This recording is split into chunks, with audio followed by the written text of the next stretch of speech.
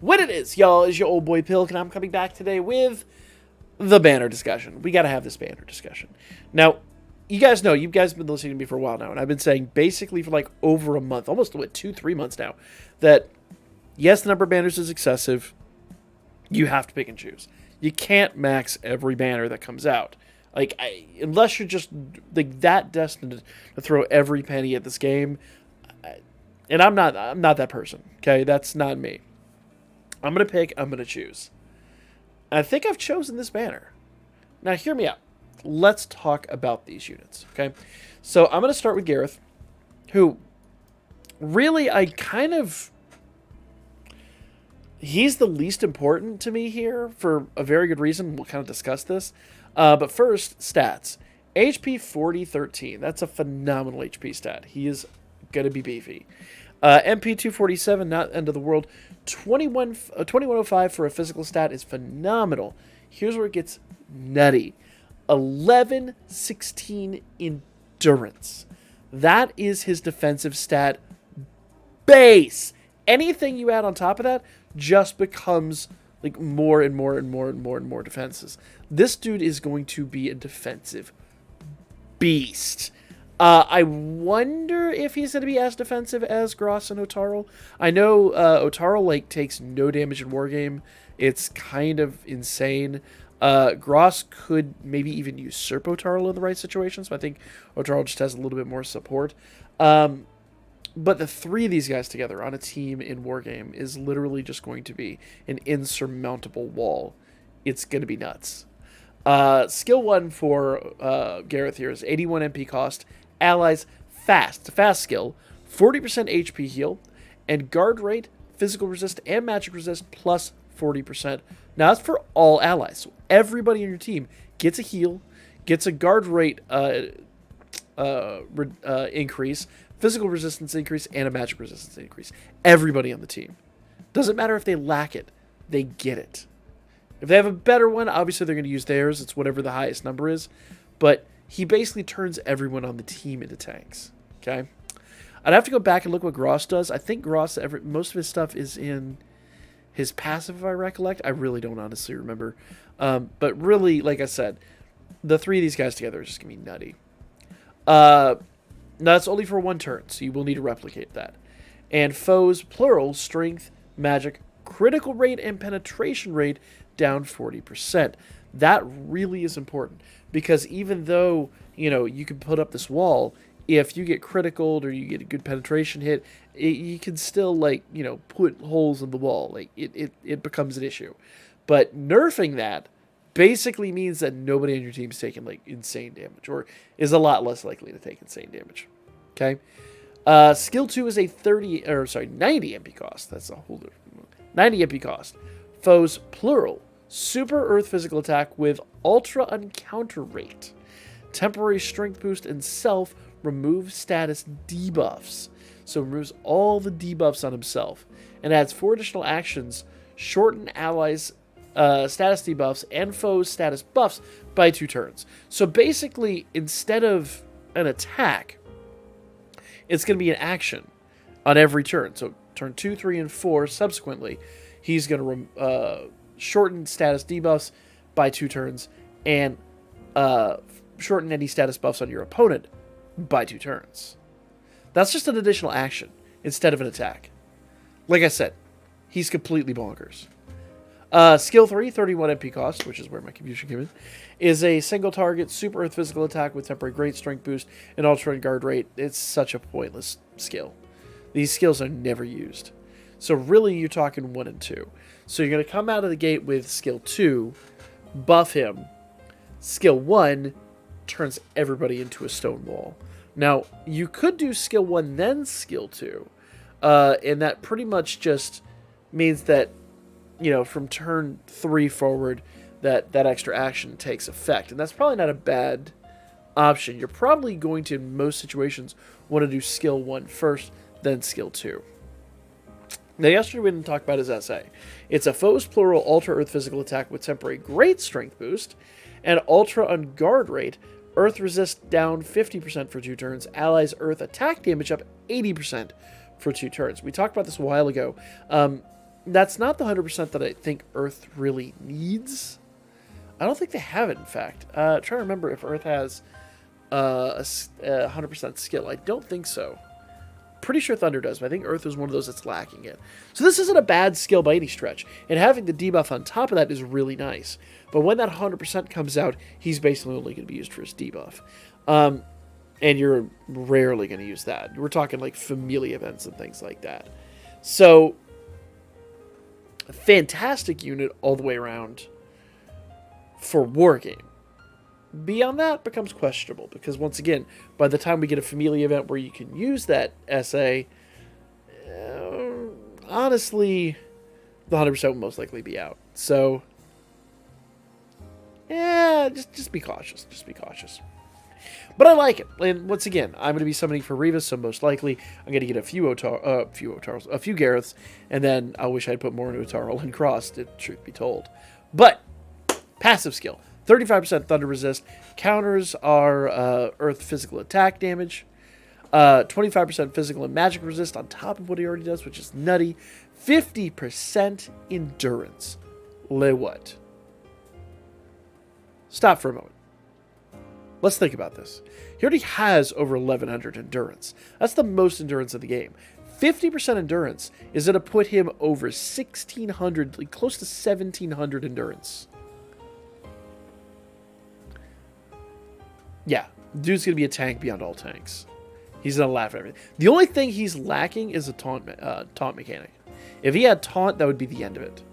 But, you know, that'd almost be too broken. But who knows? Okay. 35% strength, agility, and dex. 40% damage on penetration or guard, which is nice. So, I like him a lot. Like, he's going to be literally a tank. And he's going to help turn everyone else on the team into tanks. And once again, if you have Otarl and Gross, you 100% need this unit. I have Otarl. I don't have him maxed. I do not have Gross, which means I might be chasing him tonight. We'll see. I don't know. Depends on how many Gareths I get.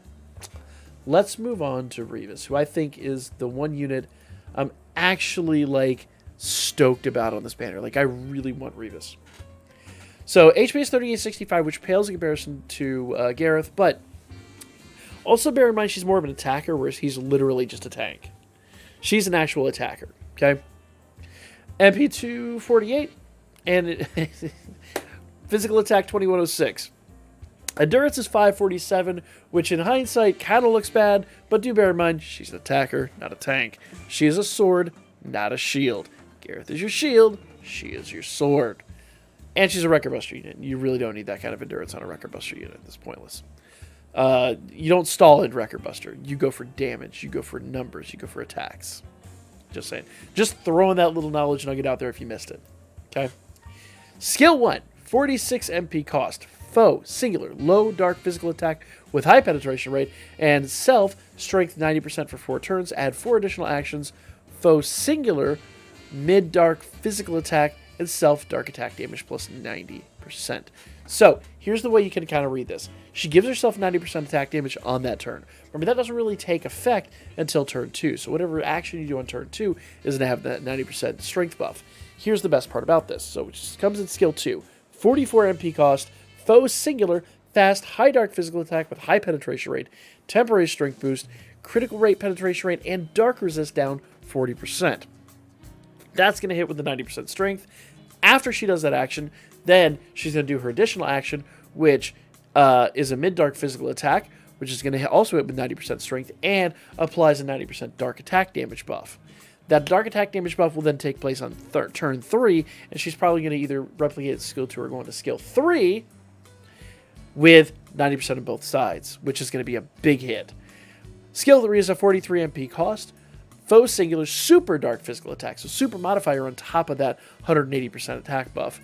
With high penetration rate, skill damage plus 40% per dark resist and debuff. Dark resistance debuff, and removes physical and magic resistance. So here's the deal. Here's why this is so important. Otarl incoming tonight, one of the first things Otarl. Keep calling him Otarl. Gareth, incoming tonight.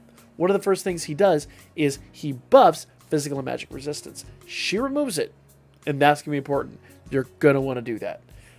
40% isn't an end-of-the-world number, but considering what she's doing utility-wise for the team, it's more than enough. And most units that get much higher numbers have some kind of negative effect. She's all positive effects. So while she's not going to be like, you know, she's not going to produce numbers like they produce when they,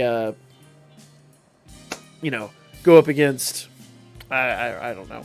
They go out there and do like 80, 90% damage, and then they like, you know, reduce the amount of damage per turn or something like that. She's not going to do that, but she most certainly is, she's just going to produce a lot of damage.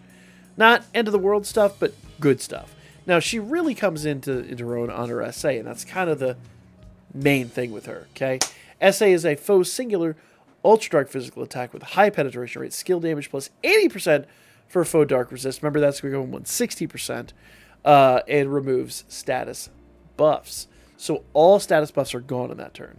So instead of having like a negative effect and a really massive hit, she's all damage with a 40% buff, you know, so it's not going to be an insane hit, but it's still going to be a really good hit. And she's 90% buffed. Here's the best part of the way to look at this, okay? A lot of the units that have like 80% or whatever, 120% or whatever, have them on their third skill, or their biggest skill, I should say, will then like have some kind of negative effect where you have to go back in and rebuff it. And with her, she can literally just spam that effect.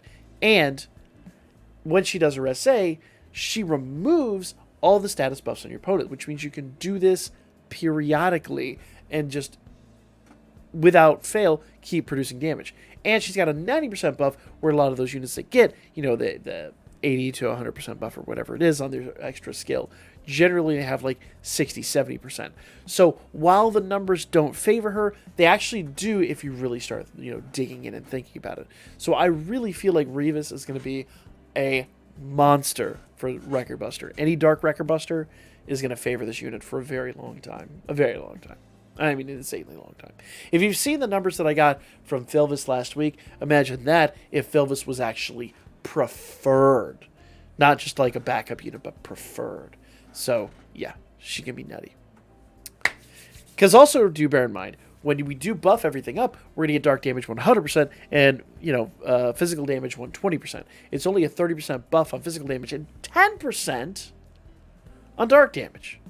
So, it's only an extra 40%, where most other units are getting like, you know, 50 to 100% more damage. She's getting just a little bit more. So while the 40% doesn't look insane, and I had to really sell myself on this for a while, it's a bit crazier than you realize. 35% light resistance. Counters are also dark physical attack. 60% counter damage. 60% counter damage. Damn, girl. 50% damage on critical and penetration. 35% strength, agility, and dex. And 5% HP and MP heal per turn.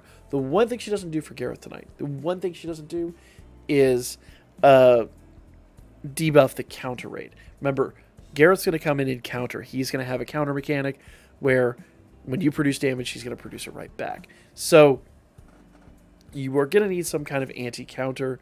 That's going to be important. We're going to build that into the team. I wish she had that. I got to go through the Dark team, figure out who's actually going to have that. But, or we'll see. Maybe it's not even necessary. Maybe I'm worrying about something that's not really going to be a thing.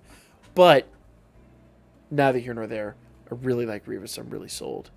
And I'm going to be summoning hard for her. Which means I'm probably going to get a bunch of Gareths. And it is what it is. But I do think I'm going to max her at some point over the next few days. Because I really need her for Record Buster. I feel like. I could be wrong. I could be dead wrong in my assumption.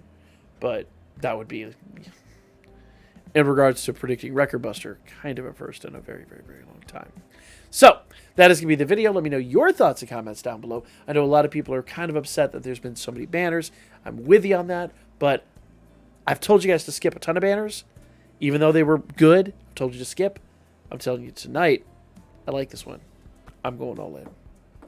Let me know your thoughts. It is an open forum down there. Just be civil is all I ask.